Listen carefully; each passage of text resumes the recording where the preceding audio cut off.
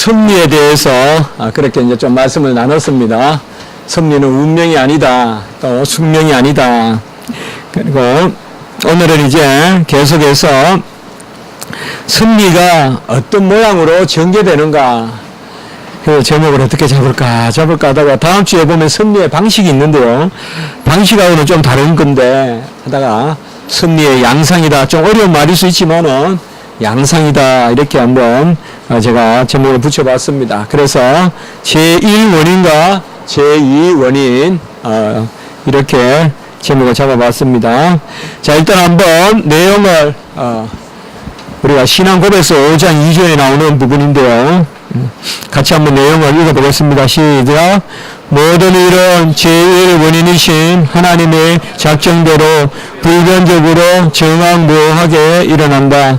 그러나 그것은 제1원인에 따라서 필연적이거나 우연하게 이루어지는 모습을 띈다. 자, 조금 어려운 이야기 같아도 이렇게밖에 표현할 수가 없어서요. 우리가 살다가 보면 많이 부딪히는 문제거든요. 다 정하셨다는데 우리가 간이하는 게 뭐가 의미가 있는가? 다 정하셨는데 내가 왜 노력해야 되는가? 왜 기도해야 되는가? 그리고 하나님이 원인이시라면 하나님이 다 하시지 왜 또 뭔가 다른 원인이 있는가? 왜 하나님은 요나를 굳이 그렇게 사용하셔서 니느웨를 그렇게 복음화 하려고 하셨는가? 요나가 없었으면 안 됐는가? 왜 하나님은 또 모세를 그토록 가지 않으려는 걸 보내야만이 애굽에서 이스라엘 백성을 건져내셨느냐? 모세가 없으면 하나님이 일 못하시느냐? 아니거든요. 하나님이 왜 못하겠어요? 모세가 없다고, 요나가 없다고 일 못하겠어요? 왜 그렇게 하시느냐? 그래서 여기에서 우리가 제1원인이다, 제2원인이다 이 말을 웨스트민스터 신앙고백서도 쓰기 때문에 저도 사용을 해봤습니다. 그래서 뭐 전문 용어라기보다 조금 굳어진 용어다. 제1원인은 first cause라고도 하고요. primary cause라 이렇게도 해요. 영어로는 first cause, C-A-U-S-E 첫 번째 원인. 그 다음에 2차적 원인은 second 혹은 second라고도 하고 secondary cause 2차적 원인 이렇게 이야기하는데요. 다른 거 아니에요. 바로 하나님은 친히 일하시되 어떤 도구를 사용하신다. 도구를 사용하셔서 일하신다. 물을 사용하시기도 하잖아요. 홍수 때는. 그리고 불을 사용하시기도 하시잖아요.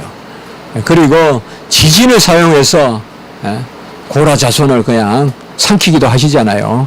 그래서 하나님은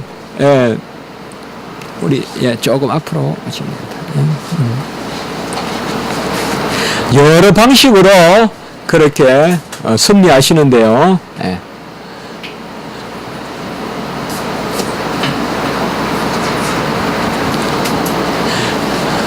이 섭리의 방식은 우리가 보기에는 인과관계가 있고 또 우리가 보기에는 인과관계가 없어 보이기도 해요, 여러분들.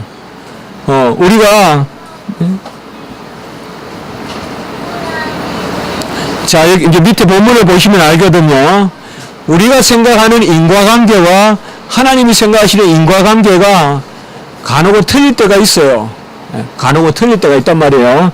오늘 그 밑에 본문을 보시면 우리가 아는데요. 자, 사도행전 2장 23절 같이 한번 읽어봅시다. 시작. 그가 하나님께서 정하신 뜻과 미리 아신 대로 내준 바 되었거늘 너희가 법 없는 자들의 손을 빌려 못 박아 죽였으나. 자, 여기에 바로 하나님께서 정하신 뜻, 이것이 바로 1차 원인. 그가 누구예요? 예수님이에요. 예수님이 죽으신 것은 하나님이 정하신 뜻이에요. 이 가장 대표적으로 인용하는 말씀이라서 제가 제일 먼저 썼어요. 예수님이 죽으셔야 돼요. 이거는 영원 전에 정하신 하나님의 뜻이에요. 대속의 원리. 그래서 하나님의 뜻에 따라서 미리 아신 대로 내준 바 되었다. 이 말은 영원 전에 하나님이 정하신 대로 예수님이 죽으신 거예요. 어떻게 보면 예수님은 빌라도 때문에 죽은 것도 아니고 어떻게 보면 이스라엘 백성 때문에 죽은 것도 아니고 하나님의 뜻에 따라 죽은 거예요. 예수님은. 어쨌든 예수님은 죽으셔야 돼요. 하나님의 뜻에 따라. 이게 1차적 원인이고, 그런데 이러한 하나님의 일을 어떤 사람의 손을 사용하셔서 이루시느냐. 바로 복 없는 자들의 손을 빌려. 이게 바로 누굴까요?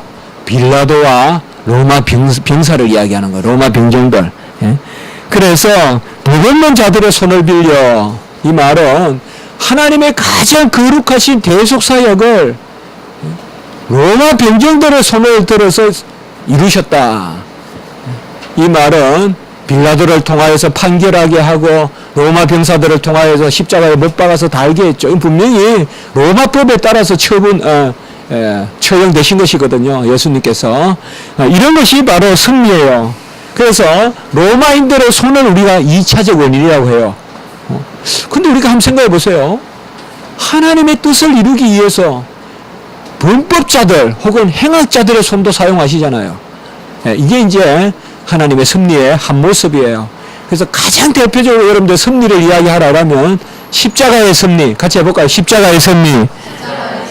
하나님의 뜻이에요. 아들은 저주의 죽음을 죽어야 돼요. 신명기 말씀에 따라서 저주의 죽음, 장대에 달리는 죽음을 죽어야 돼요. 노뱀의 죽음을 죽으셔야 돼요. 정해진 거예요. 6월절에 벌써 예표되어 있어요. 그 피를 보는 자마다 그 피가 있어야 돼요. 그 하나님의 뜻에 따라, 아버지의 뜻에 따라 죽었어요. 아들은 저주의 죽음이니까 십자가에서 달려서 죽으셔야 돼요. 장대에 달려서. 그런데 그 일을 범법자들의 손을 들어서 사용하신다. 자, 하나님은 섭리를 이루실 때 2차적인 손을 착한 사람만 들어서 쓰는 게 아니라 악한 사람도 섭리의 도구로 쓰는데, 악한 도구는 착한 일을 위하여 하나님의 뜻을 위하여 사용됐기 때문에 악한 도구는 그러면 상 받느냐? 그건 아니에요. 악한 도구는 벌 받아요.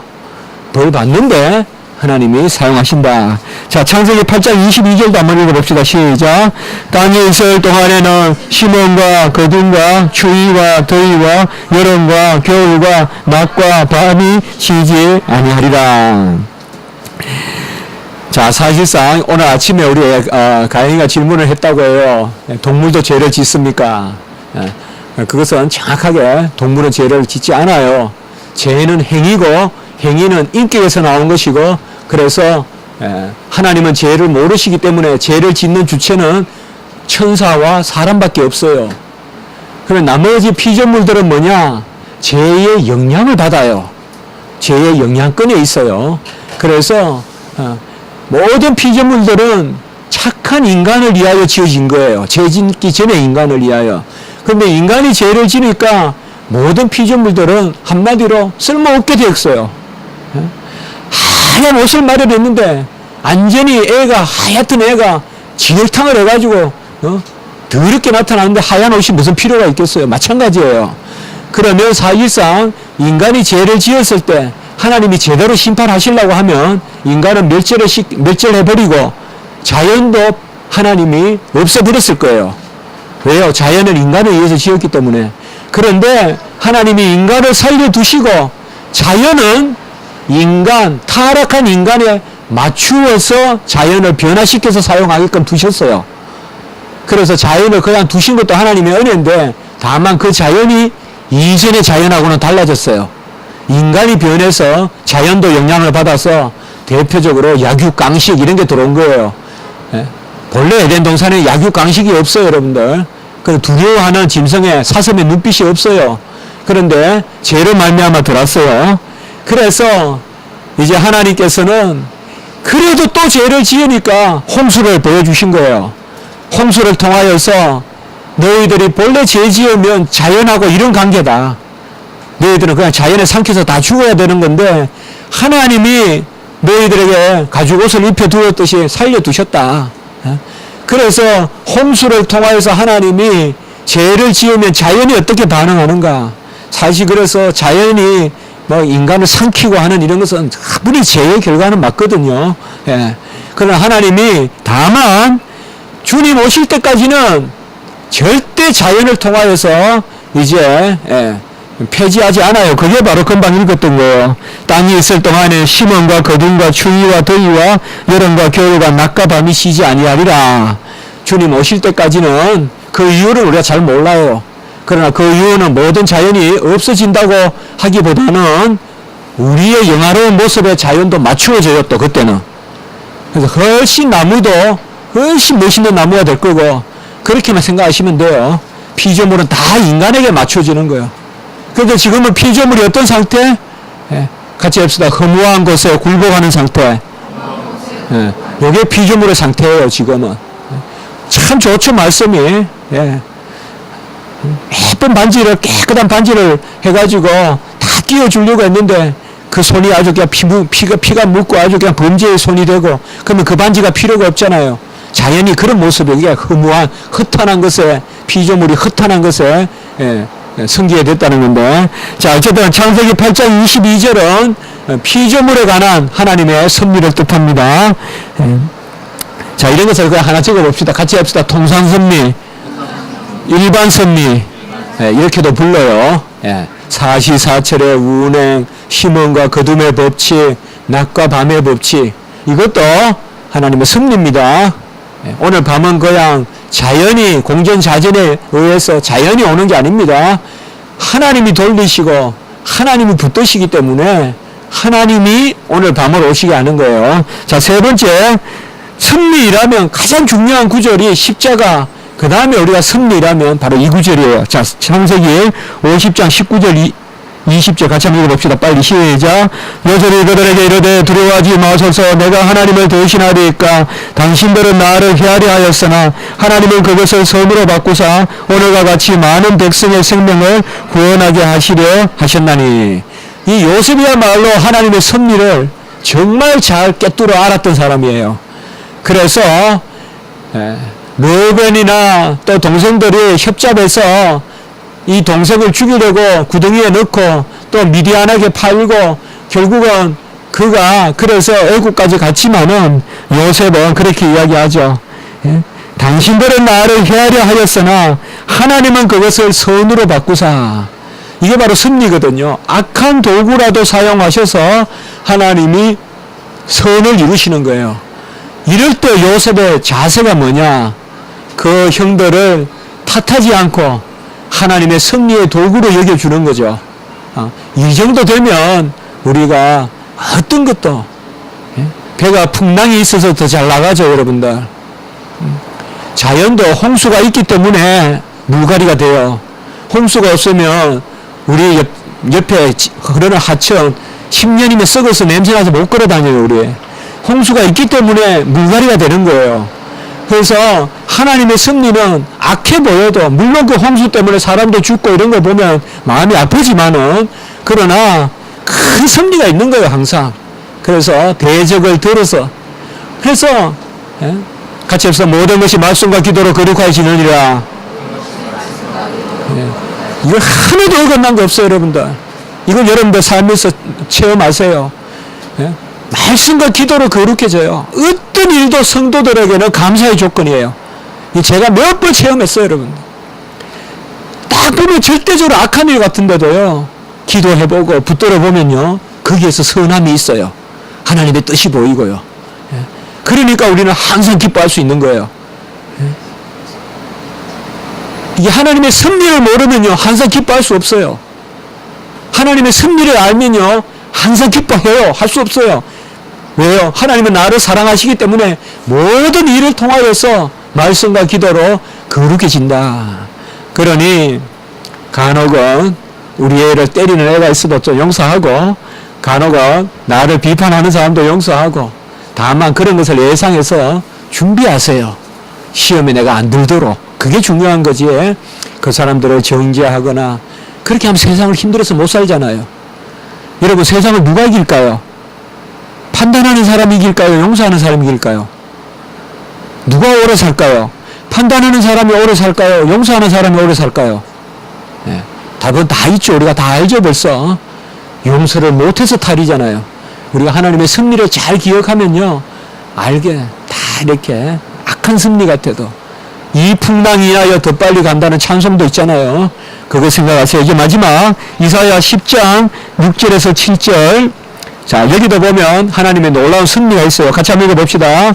내가 아수르를 이렇게 읽읍시다. 시작. 내가 아수르를 보내어 경건하지 아니한 나라를 치게 하며 내가 그에게 명령하여 나를 노하게 한 백성을 쳐서 탈취하여 노력하게 하며 또 그들을 길거리에 진흙같이 짓밟게 하려 하거니와 그의 뜻은 이같이 아니하며 그의 마음의 생각도 이같이 아니하고 다만 그의 마음은 허다한 나라를 파괴하여 멸절하려 하는도다. 아수르를 보내가지고 이스라엘 백성을 다스리는 것이 1차적으로 보면 이스라엘 백성들에게는 악한 것이지만은 하나님은 그 일을 통하여서 이스라엘 백성들은 징계하고 아수르는 멸망시키려고 했다. 이 뜻이에요, 지금. 결국 하나님은 지금 도구로 사용하는 듯 하지만은 마치 악한 도구에 여러분들 칼은 보세요. 칼이 날이 서면 가늘어지고 가늘어지다 보면요 찌르는 칼은 나중에 꺾어져요. 무슨 말인지 아세요? 찌르는 칼은 꺾어져요. 결국은 하나님이 칼날같이 아수르를 세워도 나중에는 꺾으시려고요. 그거예요 지금. 그러니까 원수가 잠시 하는 듯 하더라도 너무 절망하지 마세요. 절대 하나님은 우리의 원수들을 우리 눈앞에서 그냥 흥황하게 하지 않아요. 우리의 교훈거리로 삼고 결국은 우리가 선이 이긴다는 것을 깨닫게 하시는 도구로 삼지 바로 그거예요. 그래서 아수르를 보내가지고 이스라엘 백성을 다스리게 하고 치게 한 것은 바로 이스라엘 백성은 오히려 유익하게 하고 아수르는 멸망하게 하려 합니다. 자, 오늘 시간이 다 됐기 때문에 여기까지만 보고요. 하나님의 섭리는 이렇게